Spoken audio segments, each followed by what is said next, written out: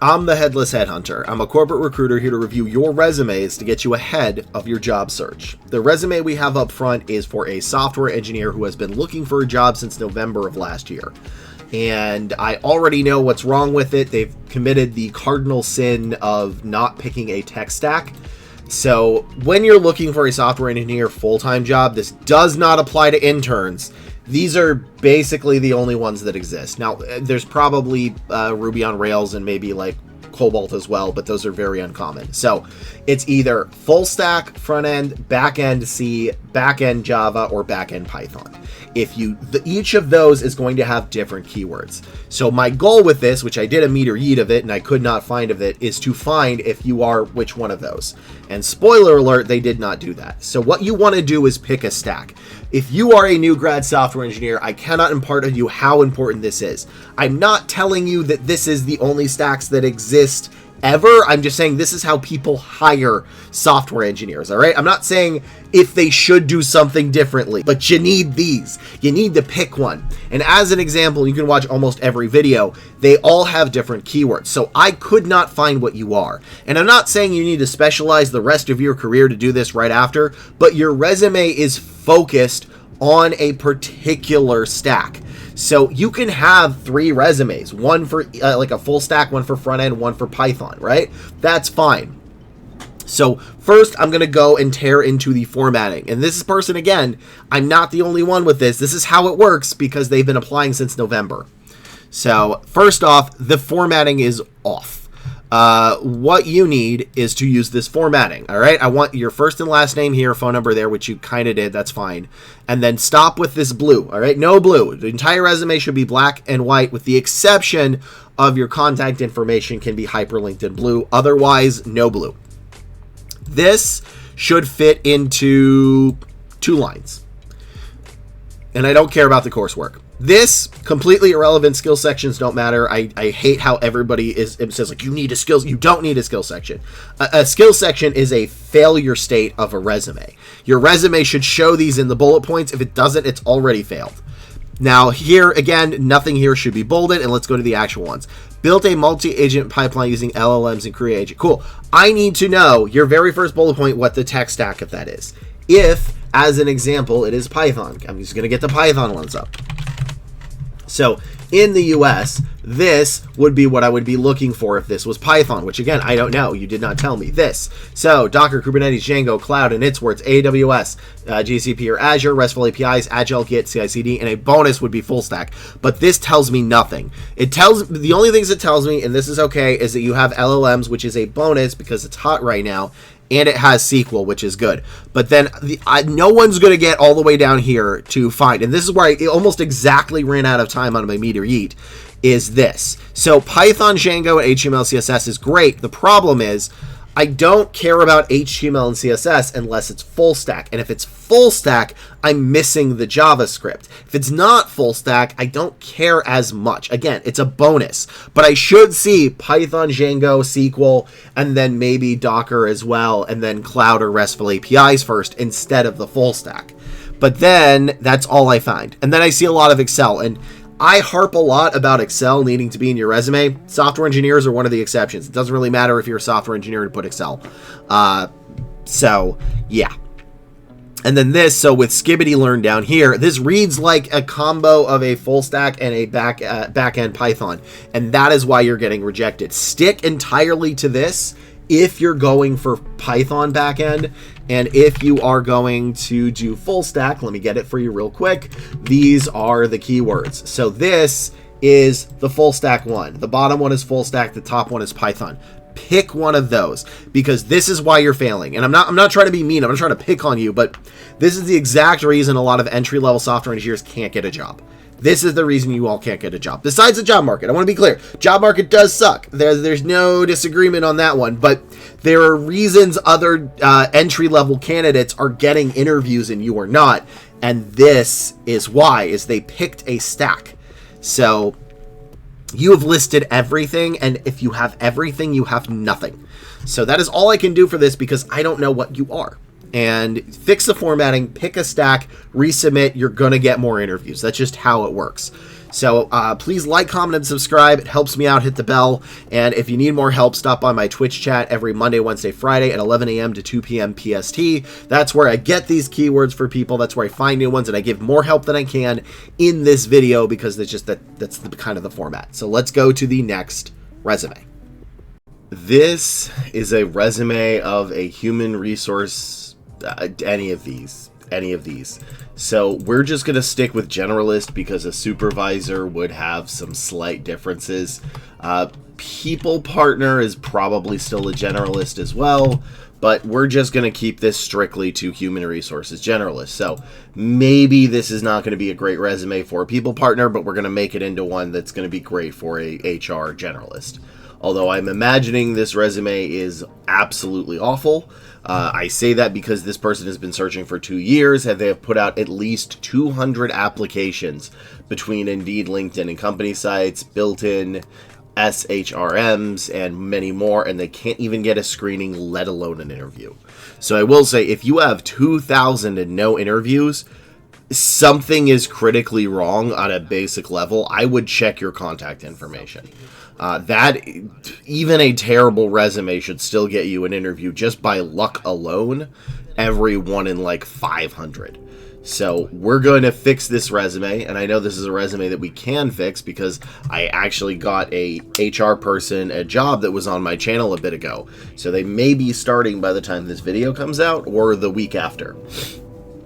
All right.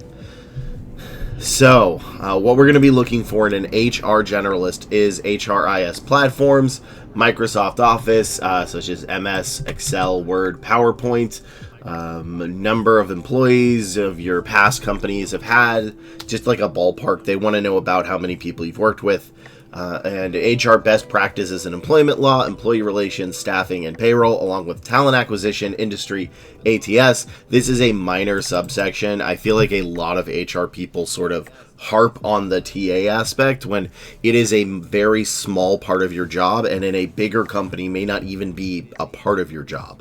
You will do the onboarding to a degree, although they do make recruiters do a lot of onboarding, but, you know, helping them with like benefits and everything. So this is a very small part that a lot of other HR people think they need more of, and any HR certs such as CERM, CP, PHR, etc. So let's see if they have it, which I imagine they don't have much of anything, although I really would check your contact information because that is probably the biggest one. And if I seem very low energy today, it's because this is the first day back from my engagement party that I had with me and my partner, and oh my gosh, we are both exhausted. So I may miss stuff a little bit more than normal, and that is par the course. All right, so results-oriented, don't care, nothing. Okay, here. I actually do care about this. If you are bilingual or trilingual or an omniglot, I need to know. And this needs to be up at the top, all right? I actually forgot to bring this up because that's how tired I am.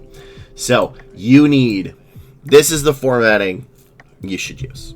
Under the citizenship status, city and state, that is where this line would be. That is where you would put your other languages, and I need to see that. That's actually really important. But you buried them down here, and nothing in this section matters. You do not need a professional summary. I will also let everybody know that HR and TA, which is basically recruiters, our industry is terrible right now. You can tell how bad your industry is by how many recruiters or HR people in that industry get fired, laid off, or hired. If you see a lot of people in your industry getting laid off, specifically in HR, you better start making your resume because we are the canaries in the coal mine. So, align HR. What? That's not anything. HR strategies with business goals. Cool. What were those business goals? What were those strategies? Training and performance programs, I don't think I even care that much about it, unless you're talking specifically about like workday training modules, but that's not what they're looking for. Utilize HR data just tells me nothing. Like strategic increasing engagement and retention, again, tells me nothing. You have absolutely nothing here. Led recruitment and onboarded efforts to improve talent acquisition. Again, don't care. HR operation and compliance and employee records. That's, again, nothing I want. Oh, here we go. All the way down here. Minute HR services for 1,200 people across multiple states. This is an okay sentence, but no one's going to go this far down, especially in an industry as impacted as ours. You need to watch the other HR person's video, which if you remind me, I can link it to you below. But you don't have anything.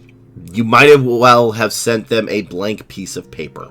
This is why you are not getting anything. Oh, here you go. Your education's all the way at the bottom. Yeah, your education should be at the top.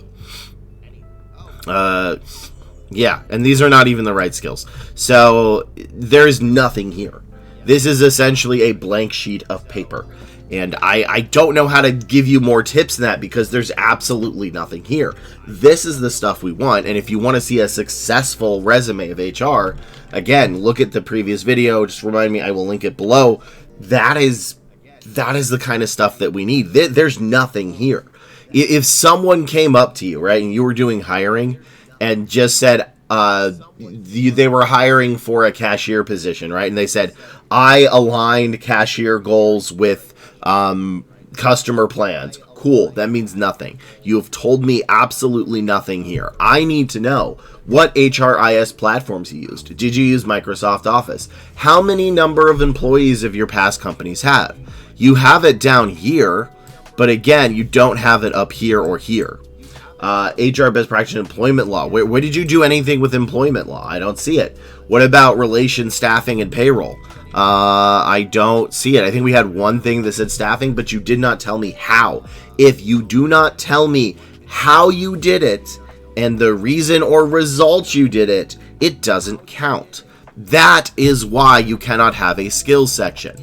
That is why this is where it actually matters. I need to know how and the reason or result of using it. Otherwise, it's not in your resume. And this resume is a blank sheet of paper. That is what this looks like. That is why you have absolutely nothing. You need to fix it like this. And I'm not trying to harp on you and make you upset, but I'm just letting you know that this is why you're not getting anything. Being out of a job for 2 years sucks. That's horrible. Like that's terrible, right? But this is why.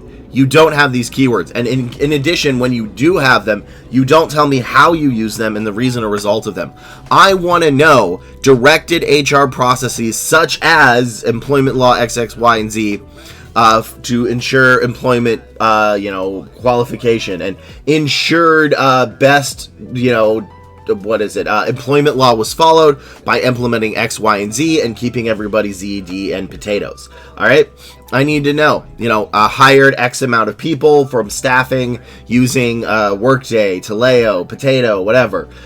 Used HRIS platforms, which again could also be Workday. And MS Office. How many people at your company? What did you do to resolve stuff? So do that stuff and you will start having more success. Let me go to the next resume. This is a resume of a customer success specialist. They stated, in my opinion, what kind of job could you or another recruiter place me in tomorrow with no sweat? I don't know, because that's not how resumes work. I get a lot of requests of, what do you think you could place me in based on my resume? And the answer to that is nothing, because your resume is built for the job title. Anytime you do a generalized resume, it does not work. So I cannot tell you what you should do based on your resume. I can only tell if you would fit a particular, very narrow niche skill set based on your resume. And that's just an overarching thing. I get a lot of requests for that. So I just want to let people know I can't tell you what you should be or what you are based on your resume, because that is not how resumes work. So this person, is this the right resume? Did I get the right resume here? Yeah, I did. Okay, so this person is a customer success specialist that is transitioning from nonprofit to private sector. And yeah, so let me judge this resume based on customer success specialist.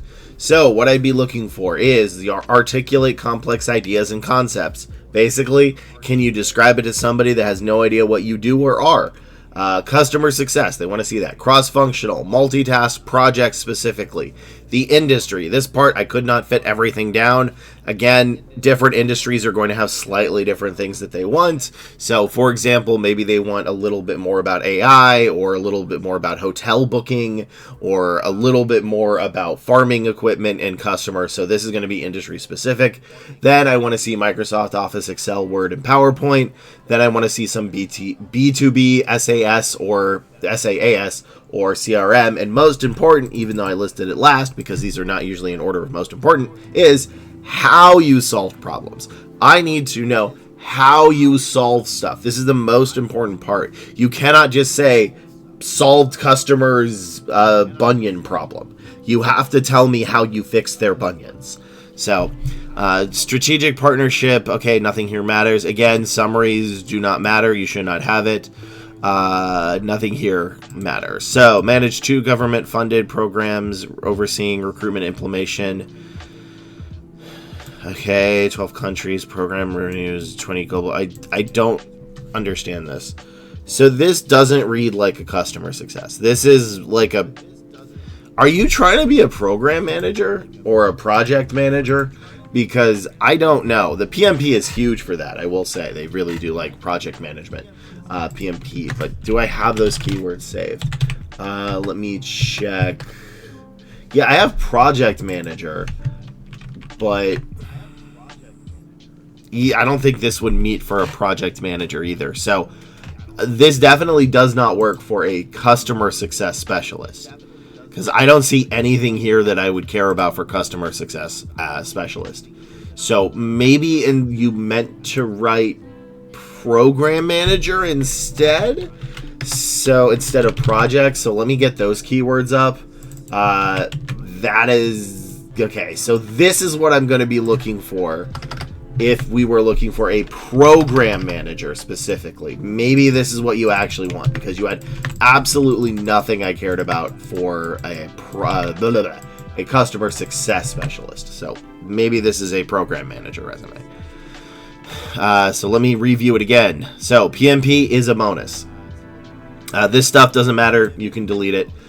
Industry, PMP, project Visio, MS Word, cross-functional, organizational, signal, customers, clients, and manage multiple projects. Okay, cool. So they're pretty close, but slightly different. So manage 2 government projects overseeing recruitment implementation for projects.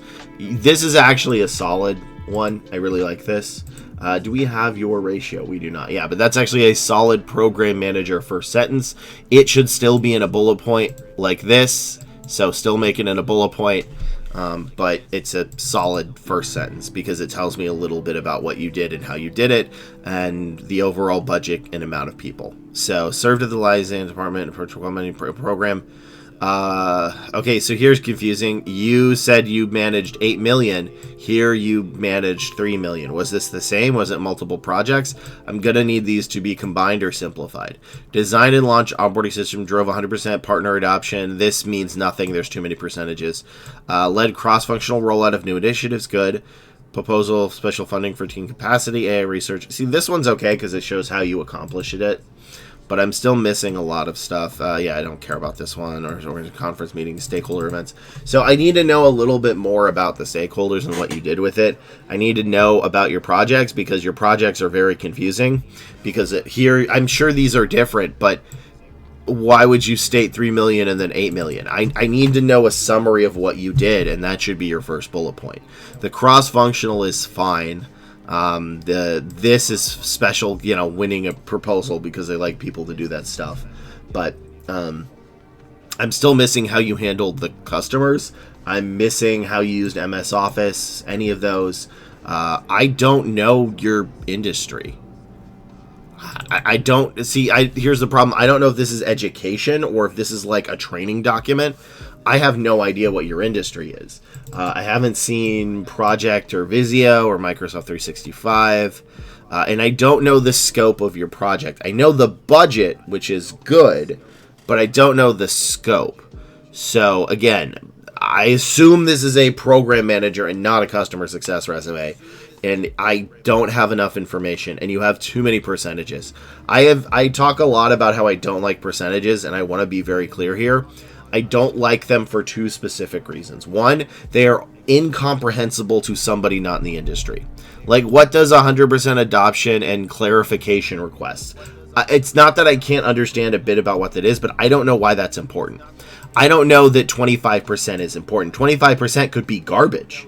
That could be terrible. Maybe you wanted to reduce it by 75. Maybe adoption is something basic and I don't care about it. I don't know. So that's why one of the reasons I have a problems with percentages. The other is people overdo them. If you had a singular percentage in this entire thing, I think it would be okay. But you have 20 to 30% here, 25% here, 500K here, 100% K here, 8 million here. There are too many numbers that are too confusing. Because remember, I get 15 seconds. If I could search through this document for 15 minutes, I'm sure I could maybe come up with something and understand it. But I have 15 seconds. So, or 20 seconds, because technically recruiters have 15 seconds, but a Meter Yeet video that started with recruiters have 15 seconds to review a resume, but I add 5 because I have to verbalize it out loud, and I have not had contact with that direct hiring manager. It's not a very good tagline, but we have 15 seconds to find this, and in that time, they're not going to be able to understand this. So, first thing you need to do, clarify, and I don't know this person's ratio, what you're going for, because you told me customer success. I saw nothing about customer success. So if you're going for program manager, that's fine. Go for program manager. But you cannot go for program manager and customer success at the same time unless you have two separate resumes. Second, you need to redo some of your formatting. This entire summary can be deleted. And then you need to put your education up at the top. And make sure you follow this formatting guide. This should not be bolded. This should not be bolded. Then I need you to make sentences that are understandable in 15 seconds and have the keywords I have. You have about 50% of the keywords I'm looking for. I need about 75. So you just need to add a little bit more, primarily about like the industry, Microsoft Project, Visio, 365. I want a little bit more about stakeholders, because you said you joined stakeholder meetings and events, but you didn't tell me like what happened with them. Same with customers. I do have cross-functional, which is good. And then I also want to know your project details, like the actual detail. I don't know what these projects are. So I need to understand that. And once you do that, you're going to start having more success. Let's go to the next resume. This is a resume of a product manager.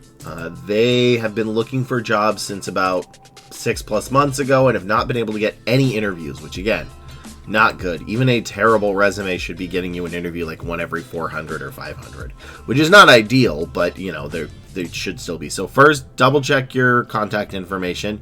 That has definitely happened before. A couple of people on this channel as well. But what we're looking for in a product manager, which is different than a program manager, which is different than a project manager. I hate the fact all of those sound so similar and their keywords are close but not exact. Is industry. Again, I want to know what industry you're in. Then influencing teams. You don't have direct power. With great power comes no responsibility. In this case, you don't have the power, but you have the responsibility. Cross-functional, agile, multitask. Google Apps, so Docs, Sheets, Slides, Atlassian, Jira, Slack, Excel. Explaining complex concepts to non-technical people. This, if you all have noticed, is a very common keyword. You really do want to write, if you're in a technical role, of how you explained these tough concepts to people that don't know your industry. And then how you solved problems. So I want to know the how. You cannot just say, I solved the famine. I want to know that you solved the famine by tilling crops and ensuring a stable supply of farming equipment so people could make it. I don't know how you would actually solve a famine, but and education. So this is what I'm looking for. I'm assuming this person has none of this. So, all right, product. Again, I don't really care about this. You do not need a summary unless you are switching industries. And I mean like really switching industries too, not just like not just going from like product manager of SaaS to hotels. I want, like, if you're going from a product manager to a software engineer, you would want to write it. But This I don't need, or if you need visa sponsorship, and now you can do that, or you are moving. So I don't need any of that. In addition, you did not tell me your state. Maybe you just did not put it out here, and that's okay, but you really do want to put where you live, because most hiring is done locally, and if you put able to relocate, that's an immediate red flag. That's why you need a summary showing that you are already relocating to the area. So, okay, first off, this formatting is off. I want it to look like this. And if you did this through a contract, that's okay. You can just put like project manager at the main company, and then you can put in parentheses through the contract company. So this is real-time data. Okay, that doesn't tell me anything. 4 million revenue SaaS product, 35. Okay, I don't care. Why do I care about this, right? Like, first off, I have to read this, which is not necessary. Then this is harder to read because it's in a random formatting. You immediately don't show your education up at the top. You need to put your education up at the top. And I don't need the internship, but I do like the awards. So this should fit into 3 lines total. And then replace the summary with that. Okay, pain points and markets of Empling comprehensive stories. Again, there are optimized workflows. What did you do? I don't know what you did. I know you worked in fintech, but I don't know what you did. You have already failed to explain complex topics to non-technical people. Launch in 22 companies through data-driven cross-functional alignment. This one's okay. Again, I don't care about user engagement. Like, is that what I'm looking for? I'm looking for this stuff. So, and I'm super tired right now, and it's very probable that the person reading your resume may have gotten no sleep. They may not be technical. It could be that if they had sleep, they'd recognize this. But you need to write your resume for the worst case scenario, and this means, like, most of this is nothing. So, like, how many people, here's my thing is, like, how many people were you influenced, right? What was your team? How did you influence them? What kind of apps did you use? Like Atlassian, Jira, Slack, Excel. Where did you explain complex topics to non-technical people? I do have how you solve problems. I will say that is good, but I still don't understand a more subsection of your industry. Is this fintech? I understand this is fintech, but like, were you working for a purely fintech company, or was fintech just a subdivision of the industry that you were in? Because fintech, which stands for financial technology, could be anything. Fintech is in everything. I don't know if this is a pure fintech role. And this is very difficult to read. Decision makers. See, again, you wrote this so weird. I need you to rewrite this stuff and make it simple. I need you to write this for a 12-year-old. I want you, I don't know how you would find a 12-year-old, but if you have any cousins, uncles, nieces, or whatever, maybe a child yourself, show them this and see if they can find these in it. Because if they can't, your resume isn't good. Because that's all the time we have. We have 15 seconds, and there's no way I could find what I need in 15 seconds. This is just so heavy and dense and numbers. When I'm just looking for this stuff. I don't know how you influence people. I don't know how you... I did know how you work cross-functionally. I don't know what kind of apps you used. I didn't know if you used Jira, Atlas, or Slack. I definitely don't think you can explain complex concepts to non-technical people. And I do see how you solve problems. So again, I need more of this. And at the very bottom, you have this technical skills. But guess what? I need these, which people in the watching this can't see because my screen doesn't even scroll down that far.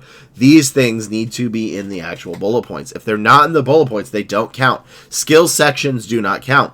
That is specifically why I say I don't care if it's over here or why. It's because unless it's under a job, an internship, or a project, and you show me how you used it and the reason and result of it, it doesn't count. So let me go to the next resume. This is a resume review of a software engineer 2. Their ratio is 100 to 1, assuming that's accurate, is 100 applications to 1 interview. So the problem with this is I don't know what kind of stack they are, and software engineers are based on stacks, at least in the US. Again, I'm not an outside the US recruiter. I would love to broaden it and recruit in like the EU and stuff, but I've never actually recruited there. So in the US, it is very specifically based on your tech stack. And this could be a full stack, a front end, a back end with either C, Python, or Java, and all of those would have different keywords. Could also be like Ruby on Rails or something too. I just rarely see those. So I will judge this based on if I can find it. And I think out of the corner of my eye, I saw Java. So I'm going to assume maybe this is a Java engineer. So before I fully look at it, I'm going to make the assumption, because I saw Java out of the corner of my eye, that it is a Java engineer. And if that is true, which I don't know, we're going to be looking for Java, Spring Boot, SQL, RESTful APIs, microservices, OOP, Git, other APIs, cloud architecting, and extra credit for Kafka, full stack, Agile, CI/CD, or Hibernate. So education should be at the top. This section should be deleted. Although I was correct, this is a Java backend developer. So at least we know exactly what this is. Although really, I would have preferred you just wrote it here. So this should be deleted. Your education should be replaced. This formatting is awful. Use this formatting, please. In fact, my guess is if this person fixed the formatting, they'd probably have a 1 in 75 instead of a 1 in 100. So, all right. In addition, in the US at least, I don't think you should include software 1, 2, 3, or 4, because there is not a set lexiconal definition of what a software engineer 2 is compared to a software engineer 1 or 3 or 4 or 5. Now, senior usually implies something a little bit different. So does lead. Those are okay to say sometimes, but I would just leave it as software engineer and not 1 or 2. So delivered 75% backend for loan system. Don't care. RESTful API. Good. Don't care. Java-based microservices, good. Involving event communication, implementation, don't care about the rest of this. Design and develop scalable data in Java, good. Seamless multiple filtering of MongoDB. It's okay. I don't think that's a keyword, but I don't think it's not. Through the Spring Boot, good. Automated in Java, don't know what that is, don't care about that is. You already said API, so I don't care. And this is another language, which is again, so I'm missing cloud. I'm missing OOP. I'm missing Git. Oh, no, never mind. I did miss this. Again, I'm super tired. We did want other API, so that was there. Yeah, I'm mainly missing cloud and Git and SQL. But this actually isn't terrible. If you fix the... you know what? If you just fix the formatting and that's all you changed, you would get like a 1 in 50. I think you would literally double the amount of interviews you are getting if you literally, the only thing you did is fix the formatting. So what I would like you to do is really need to fix the formatting. Make it look like this. Make it look like the template on my resume site. It should look like what the cashier/barista resume looks like. All right. I'm aware that is not what a software engineer is, but that is absolutely what you need it to look like. Stop with all the bolding. And then what I would like you to add is a little bit of cloud. If you have architecting, add it. Add OOP and Git and SQL. And I think you would have a much better chance. So nothing here should be bolded. Man, this section should be deleted. This should be the same line. Your education needs to be up here. Delete the professional summary. Make it Arial 10.5. So everything down here needs to be Arial 10.5. And here, sorry. And everything here, slightly different spacing. Along with 1.5 spacing for all of this. So fix that and just add those 3 things, and I think you're going to get a lot more interviews. But this is primarily a... this is a case of a... brain. Work. This is a case of a formatting issue, right? Like, they actually have most of the keywords I want. This is primarily a formatting one. Because remember, I have 15 seconds to look at this. And there's no way I'm going to be able to find what I need in 15 seconds. That's why you have 100 to 1 instead of a 1 to 50. All right? You literally just change the formatting, you're going to get a 1 to 50. You change the formatting, you add the whatever the stuff I said, OOP, SQL, and cloud. boom, you're going to get like a 1 in 35. So this is what a terribly formatted but content-wise resume is okay. In fact, I would say if I did a meet or yeet on this, I probably would not be able to move it forward because I don't think I'd be able to find the keywords I wanted in time because of the formatting and how everything is bolded. So that's all I can do with this resume. Please like, comment, and subscribe. It does help me out. Hit the bell. And if you need more help, stop by my Twitch chat at twitch.tv/headlessheadhunter every Monday, Wednesday, Friday at 11 a.m. to 2 p.m. PST. And I'll see you in the next video where I help you get ahead of your job search.